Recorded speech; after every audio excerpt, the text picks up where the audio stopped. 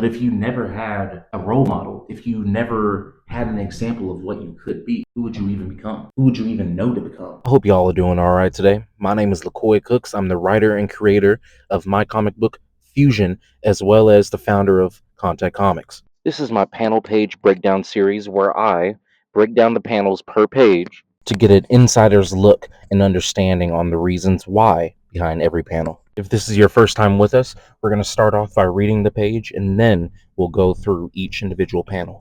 Now, there's something you need to understand about my world. My abilities, people who could do what I do, they didn't exist. No books, no social media clips of the unordinary, and no television.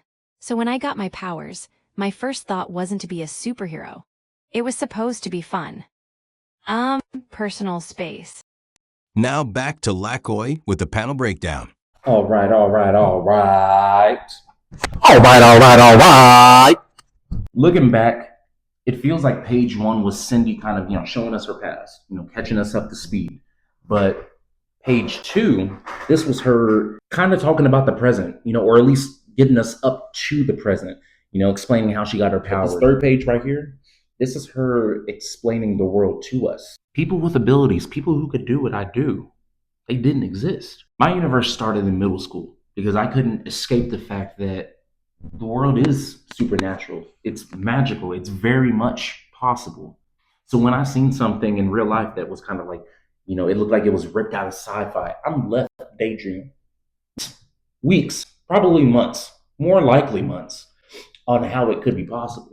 We've seen the reactions in other media, Marvel, DC, and I'm gonna be honest, no hate to them because they built the foundation, you know what I mean? But it never landed for me. The reactions, there's this running gag in my head that, like, despite Superman flying laser beams out of his eyes, lifting skyscrapers, there's still a crook in Gotham that's like, Batman's not real. What are y'all talking? He's a myth. Hey, I have 5 busted ribs. My pinky's missing. My eyes swollen shut, and I have no more grown-up teeth. Do you think, first of all, by the way, I'm not telling my mob boss that this was one guy. I'm not telling my fiance this was one guy. I got jumped. You should have been there. Why weren't you there? There was hundreds of them. But anyway, this was one guy. I would have lied. But yeah, they'll be like, Batman's a myth. What are you talking about, dude? You think I did that to myself? So from Cindy's perspective, people like her shouldn't exist. She's stepping into a completely new and unfamiliar reality. And I wanted to portray that as well as how the world responds, how society responds to the unknown. Now, if you followed my Kickstarter for Fusion, you already know that there's a secret organization called GUARD that's been shaping the narrative for decades on individuals with the enhanced gene and really any supernatural being. Now that's leaning more towards, werewolves, vampires, witches. How they've done it exactly, I can't get into just yet, but I promise you we will find out, okay? But in my mind, it only made sense. The government would never tell you that this is. Think about. I'm surprised they tell us about shit in space. If we're being honest, I'm surprised we even have Area 51, and that we know about it. Y'all remember when people stormed Area 51? How did y'all find it? Is this something you can GPS? Google? Why does this place not have better security than our mall? You know what I mean? But I digress. But yeah, if you look out in the world right now, you see a watered down version of how people react to fear and uncertainty. When I say GUARD controlled the narrative, I mean completely. You know what I mean? There's no books romanticizing the supernatural. There's no movies of impossible powers like, Superman or Spider-Man. No Harry Potter. No Avengers. No comic books. Imagine not having this scene in cinema. Before we get started, does anyone want to get out? Hi, me. First of all, anybody that gives you a chance to leave and they're clearly outnumbered, why are you so confident of your odds? Now, I know that they know he's Captain America, which y'all didn't bring enough people. Steve looked at 10 people in this fucking small space, and he said it's only right that, that I let him, at least get the chance to leave. You're quite literally standing in front of him. Why would you have the dude in front of Captain America be the first to attack? He had to turn his big ass around and unsheath his weapon. Cap saw that a mile away. If anything, those 2 motherfuckers in the back, they should have been shaking this motherfucker. don't want to be that guy, but they're missing perfect opportunity. So you're able to get an attack on him, and it's not a knife. I don't even think we're trying to choke him.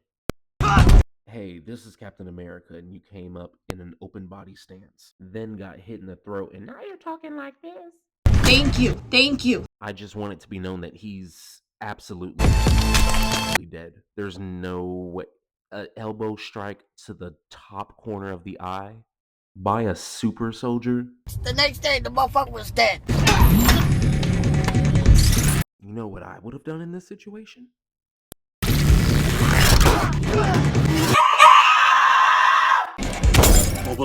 Oh, I know he's pissed. I know he's like, who told y'all to go in there with no guns? Are you insane? Oh my god, I don't know what you're doing. We're all doomed.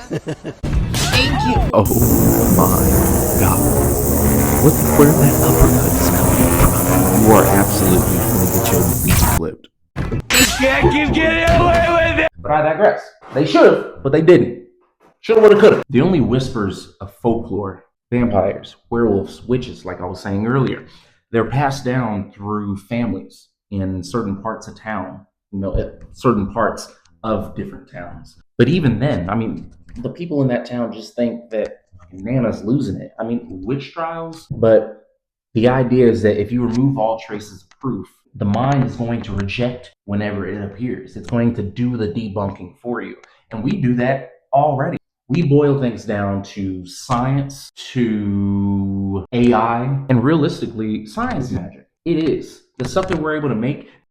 Sorry. Yeah, I'm gonna go to the rest. So when I got my powers, my first thought wasn't to be a superhero. That's Cindy in a nutshell. When you erase the idea of superheroes, you also erase the possibility that if someone did get powers, that they would immediately and know to start, to go fight crime.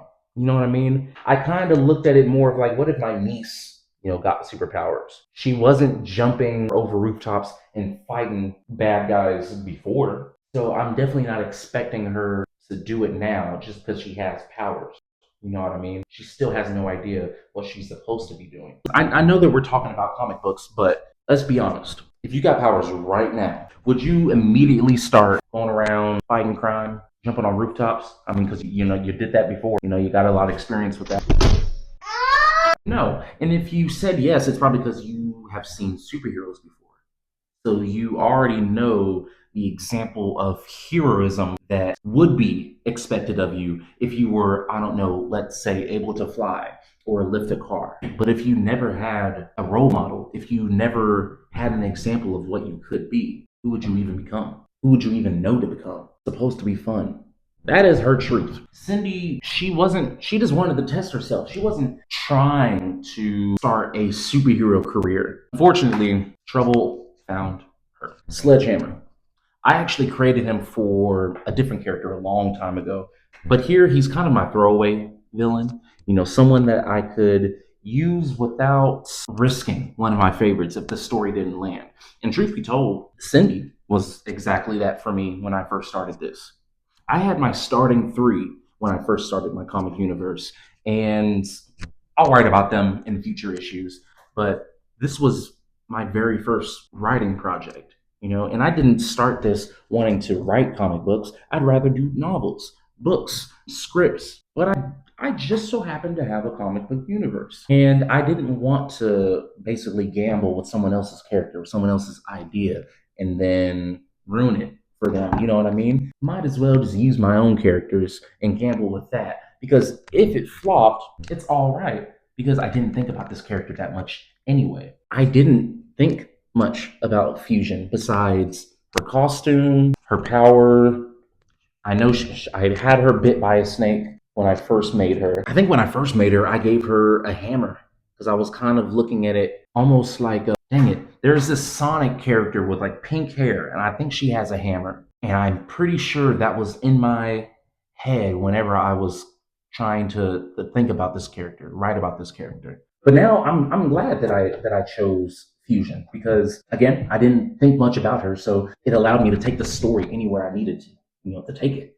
And now I'm in love with where her story took me. I'm in love with what it started for my universe. Her story birthed so many connecting ideas. And originally, I was writing her story to just kind of deal with her world. You know what I mean? And I wasn't thinking about any other comic book characters. But after seeing where her story took me, boom, bam, things are connecting, things are making sense. And now I have a whole, saga that I could write. And I truthfully know what I'm going to write about it. Yeah, and he's bald. There were going to be a lot of bald people in this story. At the time, I was drawing my own comic book, and guy hair is hard to draw. Hair in general is hard to draw, but male hair is definitely not my strong suit. So almost everyone in here was going to be bald. I'm pretty sure in issue 2 at Cindy's school, there's a student that's bald because I probably just got tired of drawing the hair and was like, you know what? This man just has bad genes. Okay. Into some surprising places. And because of that, I was able to give Sledgehammer a little bit more depth than I expected. So we will see him later on in the series. And that is page 3 breakdown for Fusion. I'll be trying to drop these every week. Keyword trying. Video editing is hard. It probably already took me a week to edit this video. Hopefully I can get it down faster. Hopefully repetition. It gets better. The videos will get better. And obviously, here's a sneak peek to the very first panel of issue 4. I just spit all over there. It's fine. It's my table. Follow, share, get your algorithm right so that you don't have to play catch up. If you do have to play catch up, issue page 1 and 2 breakdowns are already on my YouTube Kontact Comics. Go ahead, check them out. Get up to date, because when page 4 starts, when it starts like this, you're going to want to know what happened beforehand, okay? I appreciate your guys' support if you watched through this entire video. Thank you very much. Thank you.